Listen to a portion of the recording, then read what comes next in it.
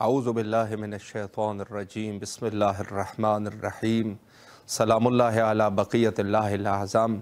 इमाम हुसैन अलैहिस्सलाम for international TV Karbala मुक़द्दसा से इस वक्त आप प्रोग्राम मारिफ़त से मुंतज़र अजलल्लाहु ताला फ़रजहु शरीफ मुलाज़ा फरमा रहे हैं। और जैसे आपके इल्म में है कि हमारी गुफ्तगू का सिलसिला इस प्रोग्राम में हज़रत इमाम ज़माना अजलल्लाहु ताला फ़रजहु शरीफ के उन्वान से रहता है। और जो हमारा जिस मौजू पर हम गुफ्तगू कर रहे हैं वो यही है कि ग़ैबत हज़रत इमाम ज़माना अजलल्लाहु ताला फ़रजहु शरीफ में जो मुंतज़रीन है उनके क्या औसाफ़ होने चाहिए। नहायत ही मुहिम मौजू है, नहायत ही अहम मौजू है कि हमें कम अज़ कम अंदाज़ा हो जाए कि हम मुंतज़रान इमाम ज़माना अजलल्लाहु ताला फ़रजहु शरीफ में कैसे अपने आप को शामिल कर सकते हैं। ज़रूरत इस अमर की है कि हर वो शख्स जो इमाम का मुंतज़र है, इमाम की ज़हूर का मुंतज़र है, इमाम की उस अदल और इंसाफ का जो कि ख़ुद अदल इलाहिया है, खुदा का अदल है, उस अदल इलाही का मुंतज़र है।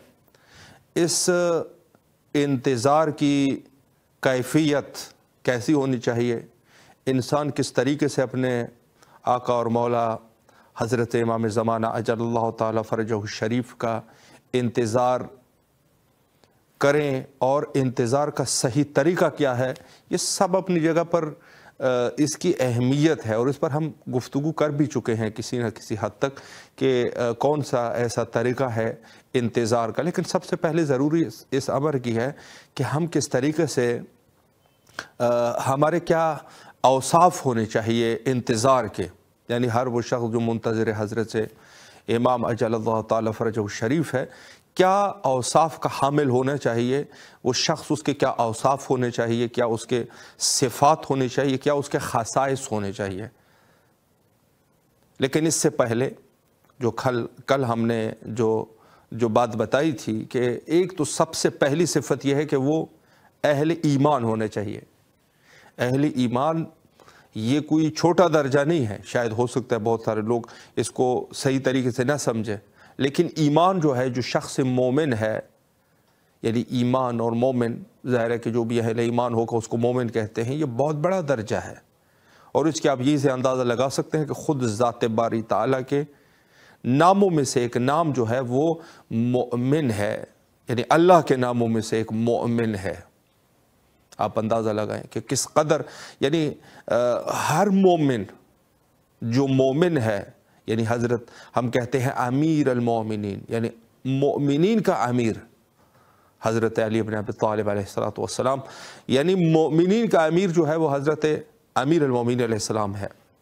मोमिनीन का अमीर यानी मोमिन, बस आप यहीं से अंदाज़ा लगा सकते हैं कि ये जो मोमिन है, ईमान है, ईमान का बहुत बड़ा दर्जा है। इसको इतनी आसानी से दर्क नहीं किया जा सकता। ईमान बहुत बड़ा दर्जा है। अगर कोई अहले ईमान हो, जो कल हमने बताया था थोड़ा सा कि ईमान के औसाफ में से ये है कि वो ख़ुद गैब पर ईमान रखने वाले होते हैं। और गैब जो है, जैसे तफसीर में वारिद है कि गैब से मुराद हज़रत बक़ियतुल्लाहिल आज़म इमाम ज़माना अजलल्लाहु ताला फ़रजहु शरीफ है। यानी ये सब वो उमूर है कि जिसके ऊपर हमें सोचना है। लेकिन इससे पहले मैं एक दो मिनट में ये गुफ्तगू कर लूँ इस चीज़ पे कि ख़ुद जो है वो इंतज़ार हम क्यों करते हैं, इंतज़ार की क्या फ़लसफ़ा है, इंतज़ार का क्या फ़लसफ़ा है, क्यों हम इमाम ज़माना अजलल्लाहु ताला फ़रजहु शरीफ के मुंतज़र है। अब ये सवाल जो है मैं इस उन्वान से एक जनरली जवाब देना चाहता हूँ सब लोगों के लिए, शिया गैर शिया, बल्कि इंसानियत के लिए जवाब देना चाहता हूँ। इंतज़ार क्यों किया जा रहा है।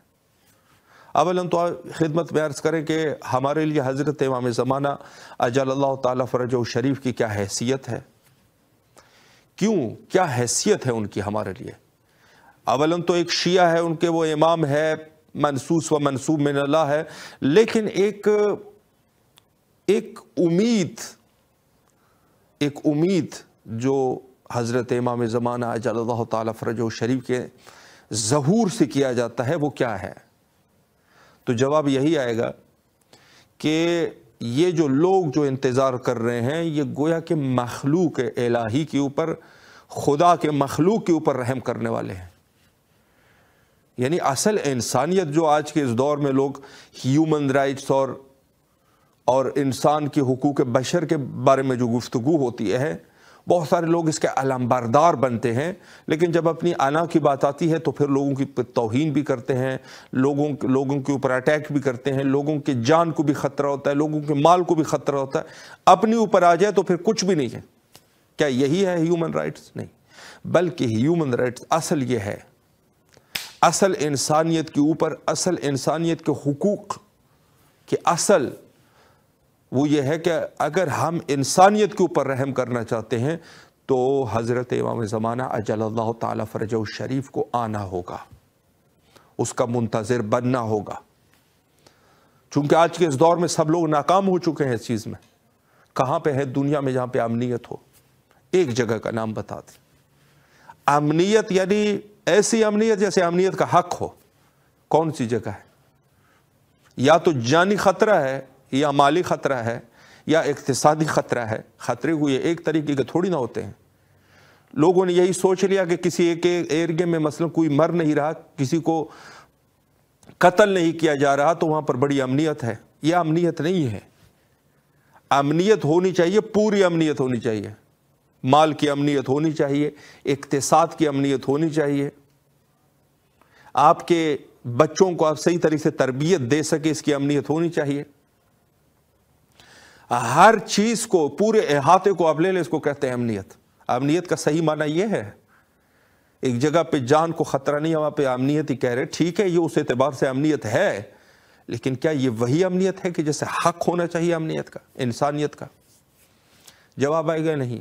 آج کتنے لوگ ہیں جو ایک شہر کا نام بتا دیں، کسی ایک شہر کا نام بتا دیں جہاں پہ غریب لوگ نہ ہو، جہاں پہ لوگ جو ہے وہ مساوی ہو، کون سی جگہ ہے؟ آپ جائیں گے کہ گھر میں کباب کھایا جا رہا ہے رات کے کھانے میں، ایک کے گھر میں جو ہے وہ دہی بھی نہیں ہے کہ اس کے ساتھ روٹی کھا سکے۔ کیا یہ لوگ جو ہے وہ مساوی ہے؟ کس طریقے سے آپ کہہ سکتے ہیں؟ حقوق یعنی یہ ہے انسانیت کے حقوق، اس کو کہتے ہیں حقوق۔ اور یہ حقوق کا صحیح علمبردار وہی ہے کہ جو حضرت امام زمانہ اجل اللہ تعالی فرجہ شریف کے ظہور کا منتظر ہو۔ ظہور میں کیا ہے؟ ظہور میں یہی چیزیں ہیں کہ جب حضرت منجی عالم بشریت، یعنی وہ شخصیت جو بشریت کو نجات دینے والے ہیں، بشریت کے نجات دینے والی یہ شخصیت جب تشریف لائیں گے تو وہاں پر جو حدیث میں ہے کہ شیر اور یا بھیڑیا اور بکری یہ ایک گھاٹ میں پانی پئیں گے، ایک گھاٹ میں۔ اس سے کیا مطلب ہے؟ کیا یہ جانور ایسے ہوں گے؟ ہو سکتا ہے وہ بھی ہو، لیکن یہ عدل کی طرف اشارہ ہے کہ کسی کی جرت نہیں ہے کسی دوسرے کے حقوق کو جو ہے وہ پامال کر سکے۔ کسی کی جرت نہیں ہوگی کہ وہ کسی کے حقوق کو پامال کر سکے۔ وہاں پر امنیت اس کو کہتے ہیں، یہ امنیت ہے۔ حضرت امیر المومنین علیہ السلام کے مختصراً دور حکومت، جو ظاہری دور حکومت تھی کوفہ میں، آپ دیکھ لیں کہ وہاں پر اعتدال کی کیا مثال حضرت نے قائم کر دی تھی۔ یہ معصوم کی حکومت ہے۔ ایک عام آدمی پگڑا سر پہ رکھ کے لوگوں کو ورغلانے کے لیے گفتگو کر رہا ہے، تقریریں کر رہا ہے۔ ہمارا دین جو ہے وہ اس قسم کا ہے ہی نہیں۔ مذہب شیعہ میں یہ سب چیزیں نہیں ہیں۔ ہمارا دین جو ہے وہ اس میں جو ہے حکومت معصوم کی ہونی چاہیے، اور اس حکومت کے لیے ہم منتظر ہیں۔ اور اس میں فقط یہ نہیں ہے کہ ایک مذہب شیعہ اس چیز میں ہے، بلکہ نہیں، پورے دنیا کا کوئی بھی مذہب وہ اس منجی کے انتظار میں ہے۔ منجی کے انتظار میں جو لوگ ہیں اس کو پوری دنیا کوئی ایسا شخص نہیں ہے کہ جو حضرت ہم اس کو وقت کا امام کہتے ہیں، کوئی اپنی جگہ اس کو جو بھی نام لیتے ہیں، لیکن ہر شخص ایک نہ ایک نجات دہندہ کے منتظر ہے اور اس کے انتظار میں زندگی گزار رہا ہے۔ یہ صحیح فلسفہ ہے۔ انسانیت کے اوپر صلہ رحمی کرنے کو منتظر ظہور امام اجل اللہ تعالی فرجہ الشریف کہتے ہیں۔ جو انسانیت کے اوپر رحم کرنا چاہے، اس کو انسانیت سے محبت ہے، تو امام کا منتظر ہے تشریف لائے اور اس ظلم اور جور اور فساد اور ان مظالم سے بشریت کو نجات دے سکے۔ کوئی بھی ہو، ضروری نہیں ہے کہ صرف شیعہ۔ بعض لوگوں نے غلط تفسیر کر دی، دشمنان اہل بیت نے غلط تفسیر کر دی۔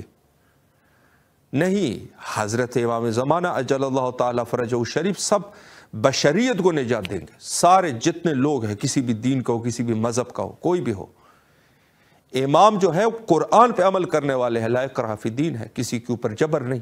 لیکن امام کے ذات ظاہر، جب امام کی حکومت ہوگی تو لوگ جو ہے وہ امام کی جب عدل و انصاف اور ان چیزوں کو دیکھیں گے تو خود بخود لوگ جو ہے وہ رائے حق کی طرف آنا شروع کر دیں گے، اپنے لوگوں کو، اپنے اختیار سے، اپنے ہی اختیار سے، نہ یہ کہ کسی کے اوپر کوئی ظلم اور بربریت کی جائے۔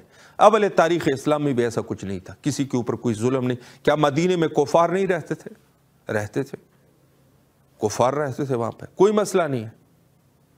کسی کے اوپر کوئی ظلم اور بربریت کا نظام نہیں ہے، وہ ہمارے قوم میں سے نہیں ہے۔ یہ ذہن میں رکھے کہ وہ ہمارے قوم میں سے نہیں ہے، وہ الگ ہے۔ ہمارے پاس جو سلسلہ ہے اسلام کا، یقیناً ہمارے لیے وہ شخص اس قدر محترم نہیں ہو سکتا کہ جو کلمہ رسالت کے نبوت کا منکر ہو۔ ہمارے پاس وہ شخص بھی قابل احترام نہیں ہے جو وحدانیت کا منکر ہو۔ ہمارے لیے وہ ظاہر سی بات ہے کہ ہم اس کو اپنے حقوق نہیں دے سکتے۔ ہر شخص کے اپنے حقوق ہوتے ہیں۔ بعض لوگوں نے فدیے کے اوپر اسی طریقے سے اشکال کر دیا کہ رسول اللہ فدیہ تھا اس دور میں وہ لیا کرتے تھے، کیوں لیتے تھے؟ تو بھئی اس کا جواب یہی ہے کہ ہم لوگوں میں، قوم میں سے وہ شخص نہیں ہے، لیکن ہمارا مہمان ہے۔ جیسے ایک ملک میں آپ جاتے ہیں، آج کے اس دور میں کسی ملک میں آپ جاتے ہیں، وہاں ویزا لینا پڑتا ہے۔ ویزا لیں گے، اپنے مالیات، تھوڑے سے پیسے وہاں پر آپ دیں گے جو ان کا ٹیکس ہوتا ہے۔ ویزا در حقیقت وہی ٹیکس کے حساب آپ کر سکتے ہیں، وہ آپ دیتے ہیں، دوسرے ملک میں وارد ہوتے ہیں۔ تو اسلام کا بھی یہی قانون ہے۔ آپ کو یہاں پر تو کوئی ظلم نہیں دکھ رہا، وہاں پر جا کے آپ اشکال کرتے ہیں۔ ملحدین کے جو ملحد لوگ ہیں، ملحد آدمی ہے، وہ کہتا ہے کہ وہاں پر فدیہ لیتے تھے۔ بھائی بات یہ ہے کہ آج کے اس دور میں بھی تو سب انسان برابر ہے، آج کیوں پھر ویزا لوگ کرتے ہیں؟ ویزا لینے کی ضرورت ہے، آپ مالیات دینے کی ضرورت ہے۔ تو اگر کوئی بندہ حکومت اسلامی میں رہ رہا ہے، اگر فدیہ اس سے لیا جا رہا ہے تو وہی مالیات وہ ان سے لیے جا رہے ہیں۔ ان کی ظاہر ہے کہ ان کی ہم نے حفاظت کرنی ہے، ان کی عزت، ان کی ناموس، ان کے مال اور دولت کی، ان کے گھر کی ہم حفاظت بھی تو کر رہے ہیں، ان کو وہاں پر جگہ دی ہوئی ہے۔ یعنی ہم ہر چیز کے ان کے ضامن ہیں، ضمانت داری ہے۔ اسی وجہ سے فقہ کو آپ جا کے کھول کے دیکھ لیجئے، وہاں پر جو ہے ایک تو مسلمان کے حقوق ہے، اور ایک جو ہے جو متعلق ہو مسلمانوں کے ساتھ۔ متعلق وہی شخص ہے کہ مسلمان تو نہیں ہے لیکن اسلامی معاشرے میں زندگی گزار رہا ہے۔ تو وہاں پر یہ اشکال اس طریقے سے آسانی سے جو ہے وہ رفع کیا جا سکتا ہے، اس کو باطل کیا جاتا ہے۔ ملحدین جو ہے وہ جیسے فضا ہے، وہاں پر ان کے لیے یہ جواب ہے کہ اگر فدیہ لیتے تھے تو اس کا مقصد یہ تھا۔ تو عرض میں کروں کہ خود حضرت امام زمانہ عجل اللہ تعالی فرجہ الشریف کی جو منتظرین ہے، اوصاف ایمان ان کی ایک صفت ایمانی ہے، مومن ہوگا، یعنی حتی مسلمان سے اوپر کے درجے کا ہے۔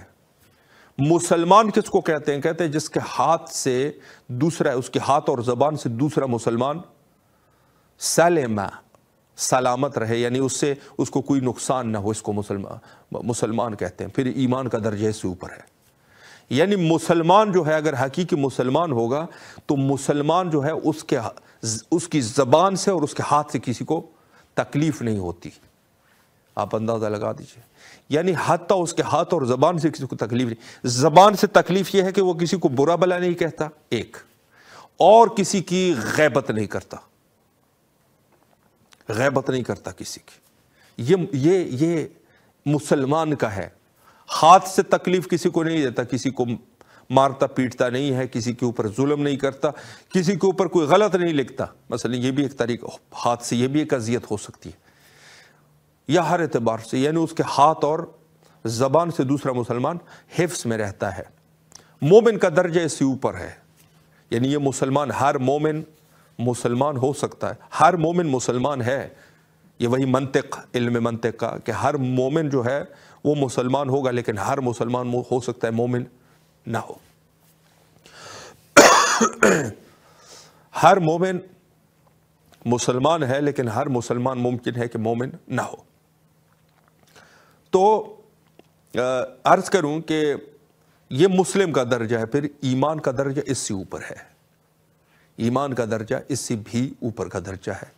تو سب سے پہلی جو صفت ہے خود ایمان کا درجہ, جو ایک مومن ہے, ایمان ہے. منتظرین امام زمانہ اجل اللہ تعالی فرجہ شریف کی اوصاف میں سے ایک جو ہے وہ ایمان ہے. اور پھر اس ایمان میں ظاہر ہے کہ اس ایمان کے حد تک وہ پہنچا ہے تو ظاہر سی بات ہے شریعت کا بھی پابند ہوگا, گناہ کبیرہ اور صغیرہ سے بھی اجتناب کرنے والا ہوگا, اور بہت سارے صفات. مومن ہوگا تو یہ مومن جو ہے وہ تمام لوگوں کے لیے یہ ایک رحمت ثابت ہوگا پورے معاشرے میں. یعنی ایک مومن اگر کسی ایک معاشرے میں موجود ہے وہ سب کے لیے رحمت ہے, سب کے لیے رحمت ہے. وہ لوگوں کو تکلیف نہیں دیتا, لوگوں کو فائدہ پہنچاتا ہے, لوگوں کو نقصان نہیں پہنچاتا, چونکہ یہ مسلمان سے بھی اوپر ہے. مسلمان معاشرہ, یعنی آج کل کے اس دور میں اگر ہم غور کرتے ہیں, بعض ہم کہتے ہیں یہ مسلمان معاشرہ ہے, یہ غیر مسلمان معاشرہ ہے. یہ وہ مسلمان جو آج کے اس معاشرے میں جو فسق فجور اور یہ سب چیزیں دکھ رہی ہے, یہ وہ معاشرہ نہیں ہے. یہ وہ معاشرہ نہیں ہے کہ جس کو یہ کہا جائے کہ جو ایک اسلامی معاشرہ ہونا چاہیے. اسلامی معاشرہ بہت عظیم ہے, اس کا کسی کے ساتھ جو ہے نام رکھنے سے کوئی معاشرہ اسلامی نہیں ہو جائے گا. آپ جا کے مثلا آج کے اس دور میں جیسے حکومتیں ہیں یا کچھ معاشرے ہیں جہاں پر وہ ادعا کرتے ہیں کہ یہ ہم جو بھی کام کرتے ہیں وہ اسلام کے اصولوں کے مطابق ہے, یہ سب جھوٹ ہے. اگر ان لوگوں میں ذرا بھر بھی اسلام کے کچھ اثرات ہوتے تو معاشرے میں فسق فجور نہیں ہوتے.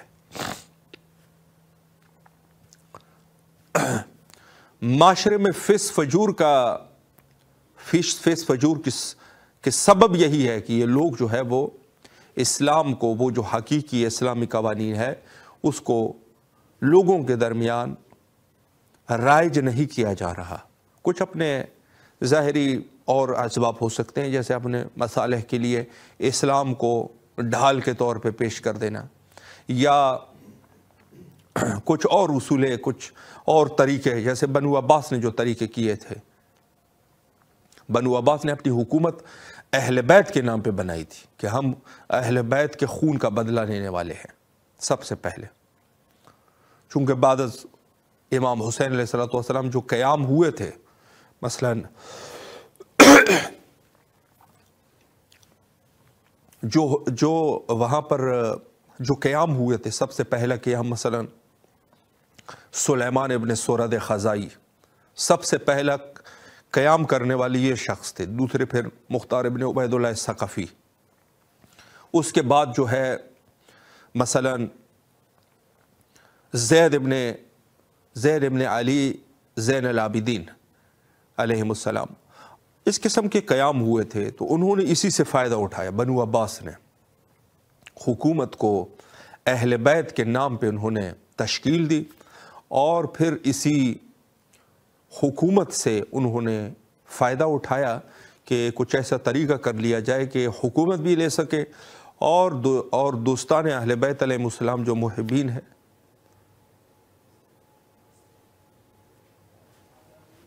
جو اہل بیت علیہ السلام کے دوستان محبین اور شیعیان ہیں, ان کو اس طریقے سے گمراہ کر سکے, انہوں نے جا کے گمراہ کر دیا اور ان لوگوں کو بھی ساتھ ملا کے انہوں نے بنی امیہ سے جنگ کی اور حکومت تشکیل دی۔ تو یہ ایک ایسا سلسلہ ہے کہ جہاں پر خدمت میں عرض کروں کہ بہت سارے لوگ ایسے ہوتے ہیں کہ جو اپنے ظاہری مفاد اور ظاہری چیزوں کے حصول کے لیے بس اوقات ایک حکومت کو ہاتھ میں لے لیتے ہیں۔ تو ہم میں سے بھی ایسے کچھ لوگ ہو سکتے ہیں کہ جنہوں نے اپنے مصالح کے تحت مسلمانوں کی قوت کا استفادہ کر سکے۔ اس قسم کے لوگ یقیناً موجود ہیں اور یہ ہوں گے، لیکن اصل حکومت جو اسلامی حکومت ہے وہ ان چیزوں سے ہاتھ میں نہیں آتی۔ اس کے لیے ضروری ہے کہ یہ حکومت اولاً تو سب سے جو ہمارے مذہب کی بات ہے، میں جو دوسرے لوگ ہیں ان کی بات نہیں کرنا چاہتا، لیکن ہمارے پاس جو ہمارے دین میں جو چیز ہے وہ یہی ہے کہ خود معصوم اس حکومت کو تشکیل دے سکتے ہیں۔ یعنی خود حضرت امام سجاد علیہ السلام کی وہ مشہور و معروف حدیث کے جو شخص دعویٰ کرتا ہے کہ یہ ہدایت کا جھنڈا ہے اور یہ جو شخص ہے یہ ہدایت لے کے آئے گا، دونوں کے اوپر لعنت ہے۔ اس کے جھنڈے کے اوپر بھی لعنت ہے اور اس شخص کے اوپر بھی لعنت ہے جو اس قسم کے مثلاً وہ اس چیز کا ادعا رکھ رہا ہے کہ میں ہدایت کروں گا۔ تو ہدایت جو ہے یہ کسی بھی اعتبار سے کوئی عام شخص قبل از ظہور حضرت امام زمانہ اجل اللہ تعالیٰ فرجہ الشریف یہ نہیں کر سکے گا، اور جو بھی اس چیز کا ادعا رکھتا ہے یہ شخص جو ہے وہ اس کے اوپر جو ہے وہ لعن و نفرین کا مستحق ہے۔ تو بہرحال ہمیں اس دور غیبت امام زمانہ اجل اللہ تعالیٰ فرجہ الشریف میں زیادہ سے زیادہ دقت کی ضرورت ہے۔ حجت خدا کے ظہور کے لیے دعا گو ہے، اللہم عجل لولیک الفرج۔